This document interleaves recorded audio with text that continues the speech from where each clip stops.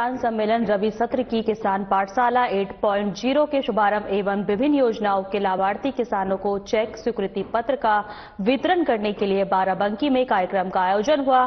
कार्यक्रम में सीएम योगी ने शिरकत की और कार्यक्रम को संबोधित किया। क्या कुछ कहा, आइए आपको सुनवाते हैं। आयोजित आज के इस सम्मेलन में मेरे साथ समारोह में उपस्थित उत्तर प्रदेश सरकार में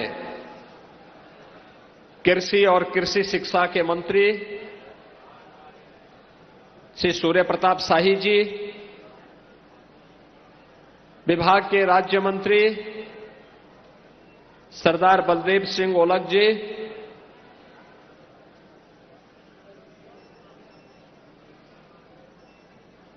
उत्तर प्रदेश सरकार में मंत्रिमंडल के मेरे सहयोगी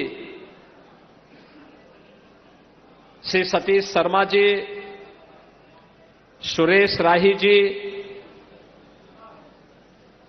इफको के चेयरमैन श्री दलीप संघानी जी, उत्तर प्रदेश अनुसूचित जाति जनजाति आयोग के अध्यक्ष श्री बैजनाथ रावत जी, जिला पंचायत अध्यक्ष श्रीमती राजनानी रावत जी,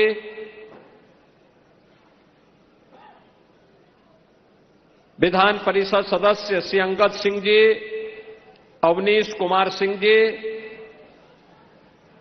माननीय विधायक श्री साकेंद्र वर्मा जी, दिनेश रावत जी, रामचंद्र यादव जी, प्रगतिशील किसान और जिनकी सेवाओं के लिए आदरणीय प्रधानमंत्री जी ने उन्हें पद्म पुरस्कार से सम्मानित किया है और जिनके खेत में आज की किसान पाठशाला और प्रगतिशील किसानों का यह सम्मेलन हो रहा है, ऐसे राम शरण वर्मा जी, पूर्व सांसद और भारतीय जनता पार्टी की प्रदेश की महामंत्री श्रीमती प्रियंका रावत जी, किसान मोर्चा के प्रदेश के अध्यक्ष कामेश्वर सिंह जी, पूर्व सांसद उपेंद्र रावत जी, कृषि उत्पादन आयुक्त दीपक कुमार जी, इफको के उपाध्यक्ष श्री बलबीर सिंह जी, प्रमुख सचिव कृषि से रविंद्र कुमार जी और आज के इस कार्यक्रम में उपस्थित बाराबंकी और प्रदेश भर से आए हुए हमारे सभी प्रगतिशील अन्नदाता किसान बहनों और भाइयों, मैं सबसे पहले इस किसान पाठशाला के शुभारंभ और प्रगतिशील किसानों के सम्मेलन में आप सभी का हृदय से मैं स्वागत करता हूं, अभिनंदन करता हूं। मैं प्रदेश के प्रगतिशील किसान और पद्म पुरस्कार से सम्मानित श्री राम शरण वर्मा जी को अपने कृषि फार्म में इस अभिनव कार्यक्रम को आगे बढ़ाने के लिए हृदय से धन्यवाद देते हुए आज की इस किसान पाठशाला कार्यक्रम के 8वें संस्करण को आगे बढ़ाते हुए मुझे अत्यंत हार्दिक प्रसन्नता की अनुभूति हो रही है। बहनों और भाइयों, उत्तर प्रदेश देश की सबसे बड़ी आबादी का राज्य है। 25 करोड़ की आबादी इस राज्य में निवास करती है और 25 करोड़ लोगों की भावनाओं के अनुरूप यहां का विकास हो, वहां समग्र विकास की दूरी उत्तर प्रदेश दिखाई दे। ये पिछले 11 वर्षों में आदरणीय प्रधानमंत्री मोदी जी के मार्गदर्शन में उत्तर प्रदेश के प्रत्येक नागरिक ने महसूस किया है। उत्तर प्रदेश अत्यंत उर्वरा भूमि है, पर्याप्त जल संसाधन है, बेहतर कनेक्टिविटी से अब आच्छादित हुआ है। किसान जिन सुविधाओं के लिए पहले तरसता था, आज डबल इंजन सरकार ने उन सभी सुविधाओं से उसे आच्छादित करने का परिणाम है कि उत्तर प्रदेश आज के दिन पर देश के अंदर सर्वाधिक कृषि उत्पादन करने वाला राज्यों में से एक है। देश के अंदर अगर खेती योग्य भूमि को देखेंगे तो उत्तर प्रदेश के पास मात्र 11% भूमि है, लेकिन देश के खाद्यान्न की आपूर्ति अकेले उत्तर प्रदेश 21% करता है। और यह तब हो पाया जब वह डबल इंजन की सरकार ने उसे प्रधानमंत्री जी के विजन के अनुरूप बीज से बाजार तक की सुविधा से किसान को आच्छादित किया। अब बीज से बाजार के बीच की दूरी को पाटने के साथ ही धरती माता के स्वास्थ्य के साथ ही पर्यावरण की सुरक्षा के जिस बड़े अभियान को लेकर के हम आगे बढ़े हैं, इसमें हमारे अन्नदाता किसानों की बहुत बड़ी भूमिका होने वाली है। बहनों और भाइयों, ये धरती माता हमें पेट भरने के लिए अन्न उत्पन्न करती है, लेकिन इसका स्वास्थ्य भी ठीक रहना चाहिए। और इसका स्वास्थ्य ठीक रहेगा तो मानव ही नहीं, जीव सृष्टि ही बची रहेगी, उसका स्वास्थ्य भी अनुकूल रहेगा। और उसके लिए अनेक कार्यक्रम वर्तमान में चल रहे हैं। प्रधानमंत्री जी ने national mission of natural farming के जिस अभियान को आगे बढ़ाया है, ये उसी कड़ी का हिस्सा है। हमेशा प्रधानमंत्री जी इस बात को कहते हैं कि किसान की आमदनी को बढ़ाने का पहला मंत्र है लागत कम हो, उत्पादन ज्यादा हो। लागत कम हो, इसके लिए अन्नदाता किसान को समय पर बीज मिले, समय पे खाद मिले, सिंचाई के बेहतर सुविधा हो, वैज्ञानिक तरीके को अपनाया जाए, ये संभव है। और जिन प्रगतिशील किसानों को अभी हमने मंच पर सम्मानित किया है, ये उनके द्वारा किए गए प्रयासों और नवाचार का ही परिणाम है कि आज उन्हें मंच पे भी सम्मानित किया गया। और जिन प्रगतिशील किसान के इस कृषि फोरम में आज हम एकत्र हैं, ऐसे राम शरण वर्मा जी के सेवाओं के प्रति ही सम्मान व्यक्त करने के लिए प्रधानमंत्री जी के कर कमलों से प्रधानमंत्री जी ने 2019 में उन्हें पद्म पुरस्कार दिया था। आज उत्तर प्रदेश का किसान इस दिशा में तेजी के साथ आगे बढ़ा है। और मैं इस बात को कह सकता हूं कि उत्तर प्रदेश के अंदर आज के दिन पर वे सभी प्रकार की सुविधाएं हैं। आपने देखा होगा एमएसपी का भुगतान पिछले 8 वर्ष से लगातार किसानों को प्राप्त हो रहा है। आप बिचौलिया नहीं, किसान या खेती करने वाला व्यक्ति ही अपनी उपज को क्रय केंद्र में बेच सकता है।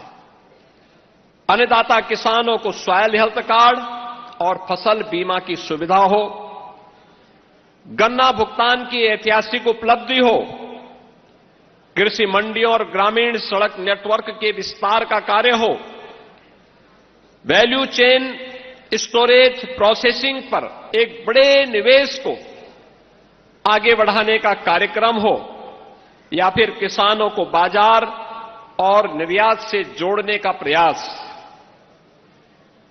सिंचाई, हर खेत को पानी, नहरों, पाइपलाइन, माइक्रो इरिगेशन और सौर पंप का विस्तार, जल संरक्षण का एक बड़ा अभियान, ड्रोन डोजिंग, सौर ऊर्जा, एफपीओज, स्टार्टअप्स आधारित फसल और मूल्य संवर्धन की योजना आज ये उत्तर प्रदेश के अंदर दिखाई दे रही है।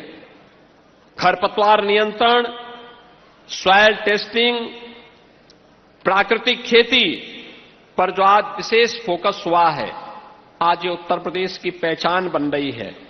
और किसानों को कृषि में उद्यमिता के लिए भी प्रेरित करना, जिसका उदाहरण आज हम यहां पे श्री राम शरण वर्मा जी की खेती में देख रहे हैं।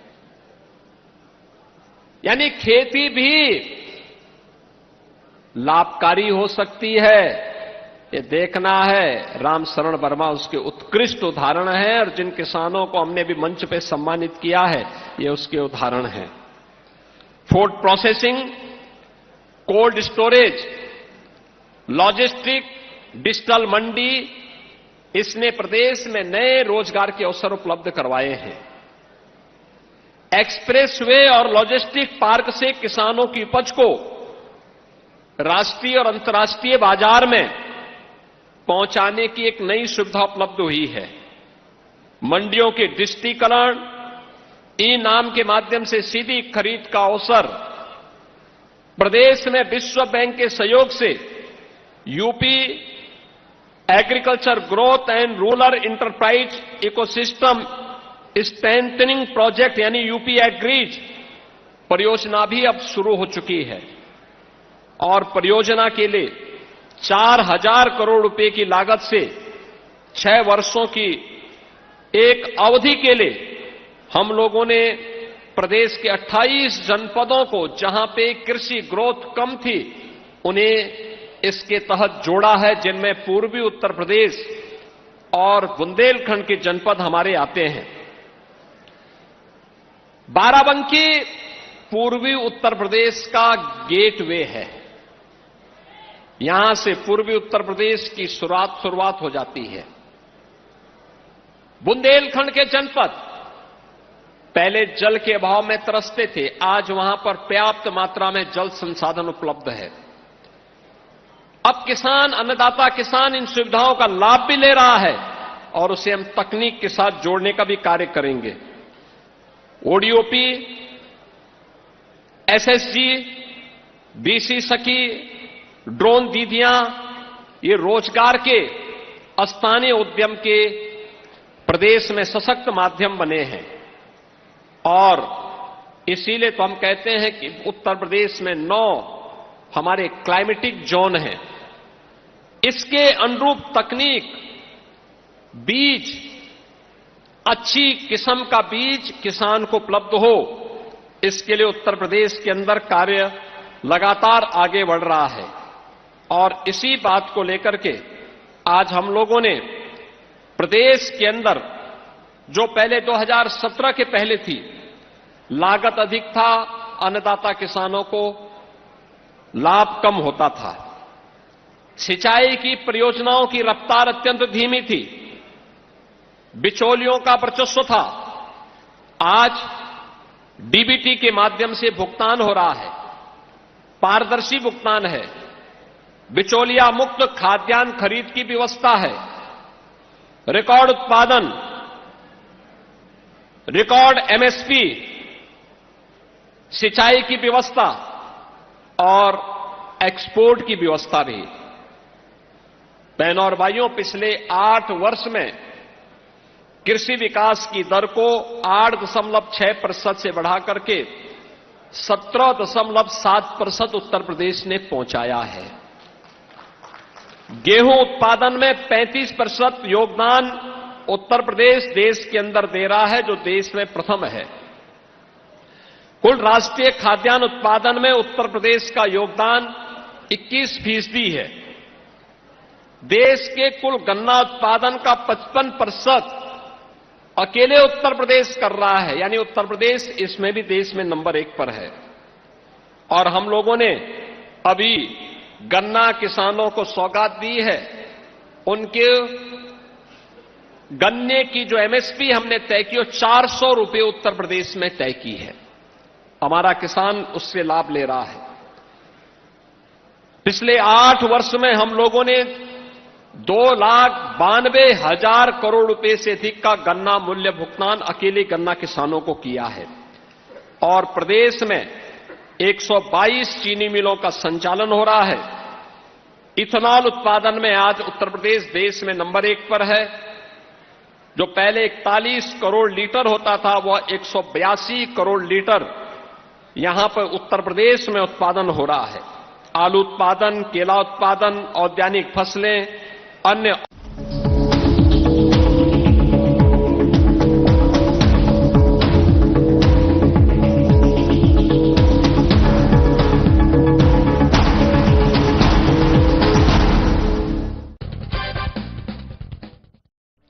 नमस्कार दोस्तों, हम सभी जानते हैं मोर हमारा राष्ट्रीय पक्षी है।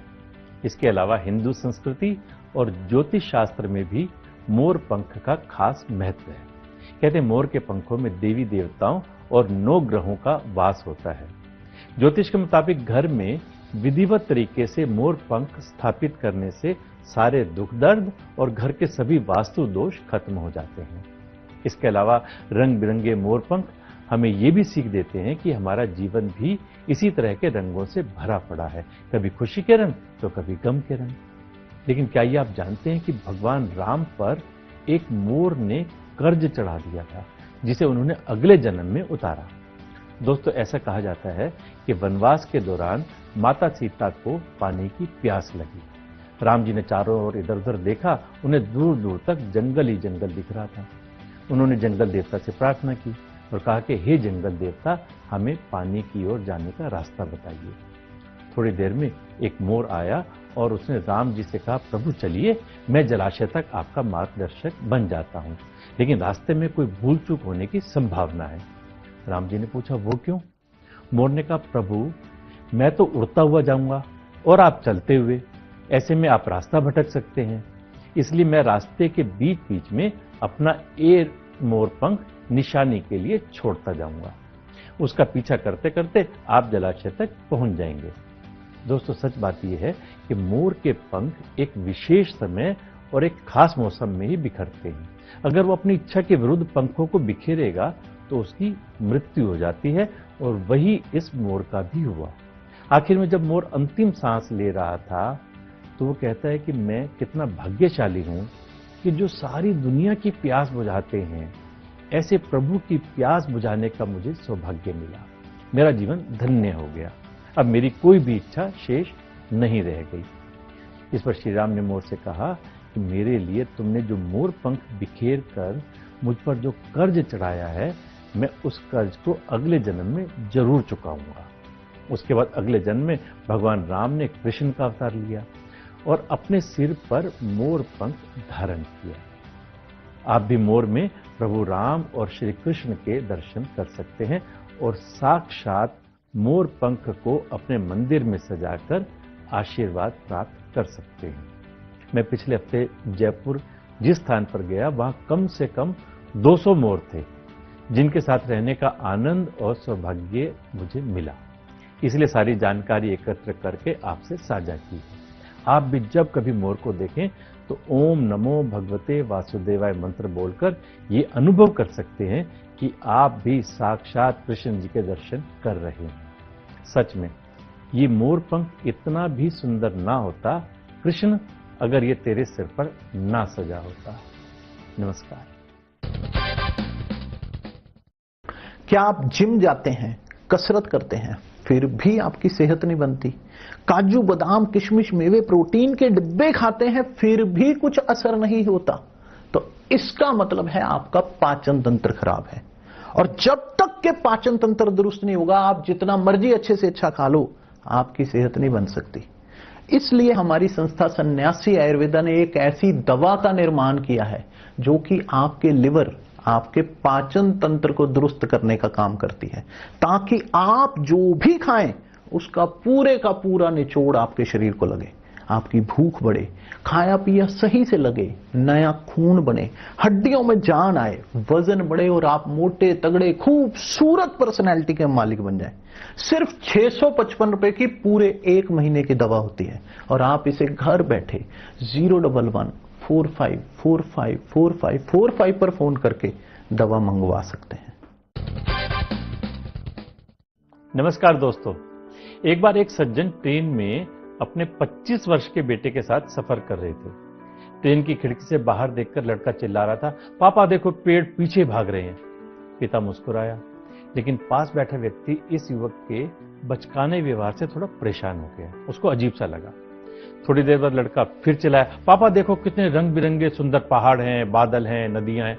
पिता फिर मुस्कुराया, लेकिन पास बैठे व्यक्ति से अब नहीं रहा गया। उसे लगा शायद ये लड़का कुछ मानसिक समस्या वाला है, मेंटली रिटार्डेड है। उसने पिता को कहा, भाई साहब आप अपने बेटे को किसी अच्छे डॉक्टर को क्यों नहीं दिखाते? पिता ने मुस्कुराते हुए कहा, हाँ दिखाया था, कल तक ये नेत्रहीन था, अब इसकी आंखों की रोशनी वापस आ गई है और इसे दिखने लगा है, इसीलिए इसे ये सब कुछ नया नया सा लग रहा है। दोस्तों, किसी के बारे में कोई धारणा बनाने से पहले उसकी सच्चाई को भली भांति जानना चाहिए। हो सकता है वास्तविकता कुछ और ही हो। कहते हैं ना, जो दिखता है वो होता नहीं, जो होता है वो दिखता नहीं। जनाब, देखकर परखना छोड़ो और लोगों को समझना सीखो। नमस्कार।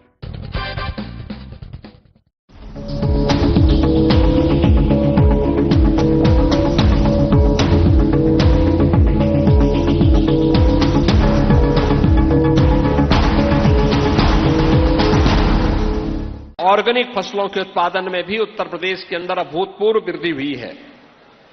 फल और सब्जियों के उत्पादन में भी उत्तर प्रदेश अब देश में नंबर 1 पर है।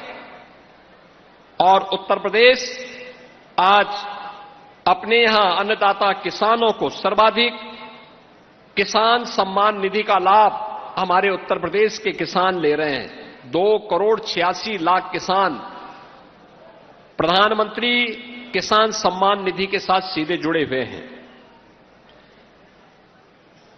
किसान को समय पे उन्नत नस्ल का बीज मिले, इसके लिए भारत रत्न चौधरी चरण सिंह जी के नाम पर लखनऊ में एक सीड पार्क को हम आगे बढ़ाने का काम कर रहे हैं। वह कार्य बहुत शीघ्र आगे बढ़ने जा रहा है। आज प्रदेश के अंदर 79 यानी कृषि विज्ञान केंद्र सक्रिय हैं। शेष 10 पर कार्य तेजी के साथ आगे बढ़ा करके उन्हें भी किसानों को आधुनिक तकनीक और उनकी फसल को देखने के लिए डेमोस्ट्रेशन का यानी एक नई प्रयोगशाला के रूप में ये सभी केंद्र आज प्रदेश के अंदर देखने को मिल रहे हैं, जिनमें कई कृषि विज्ञान केंद्र तो सेंटर ऑफ एक्सीलेंस के रूप में आज कार्य कर रहे हैं। और आज मुझे यह देख करके बहुत अच्छा लगा, यहां पर जब मैंने श्री राम शरण वर्मा जी की इस खेती को देखा है, और मेरा मानना है 1 एकड़ में 250 कुंटल तक कोई आलू उत्पादन करे, ये है लागत कम उत्पादन ज्यादा। 1 एकड़ में 2 लाख का केला उत्पादन करके लाभांश पैदा करे, यह भी यहां आपको देखने को मिलेगा। सभी प्रकार की वेजिटेबल यह भी यहां देखने को मिलेगा। और एफपीओज के माध्यम से कैसे हम कोऑपरेटिव खेती को बढ़ावा दे सकते हैं, इसका उदाहरण भी यहां पे रामशरण वर्मा जी और उनके सहयोगियों ने बाराबंकी के इस दौलतपुर में करके दिखाया है। और मैं आप सबका आह्वान करूंगा, उत्तर प्रदेश में सब सुविधाएं हैं, ये डबल इंजन की सरकार आपके साथ में है, हमें थोड़ा प्रयास करना होगा, तकनीक को अपनाना होगा, समय पे खेती को प्रोत्साहित करना होगा। जो तकनीक और नवाचार वर्मा जी ने अपने यहां किया है, वही हम भी अपनाएंगे तो हम भी प्रगतिशील किसान बनकर के प्रगतिशील खेती के माध्यम से विकसित भारत की संकल्पना को आगे बढ़ाने में मदद कर पाएंगे। आज के इस अवसर पर मैं आप सभी अन्नदाता किसानों का हृदय से अभिनंदन करता हूं, स्वागत करता हूं। श्री रामशरण वर्मा जी का विशेष रूप से अभिनंदन करता हूं कि इन्होंने खेती का यह मॉडल दिया और यह मॉडल व्यवहारिक धरातल पर है। और इसीलिए तो कहा गया है, खेती की बात खेत पर। अब ये लखनऊ के सचिवालय में बैठ करके नहीं, किसान के खेत पर बैठ करके हम करेंगे और किसान के खेत पर बैठ करके योजना का लाभ अन्नदाता किसान को देंगे। हमारा अन्नदाता किसान समृद्ध होगा, प्रदेश समृद्ध होगा, प्रदेश समृद्ध होगा तो देश समृद्ध हो जाएगा। किसान प्रगति करेगा तो प्रदेश प्रगति करेगा, और प्रदेश प्रगति करेगा तो देश विकसित संकल्प, प्रधानमंत्री जी के विजन के रूप विकसित भारत की संकल्पना को आगे बढ़ाने में मदद करेगा। आज के इस अवसर पर आप सबकी प्रति मैं अपनी शुभकामनाएं देता हूं। धन्यवाद। जय हिंद। फिलहाल हमारे खास कार्यक्रम में इतना ही। नमस्कार।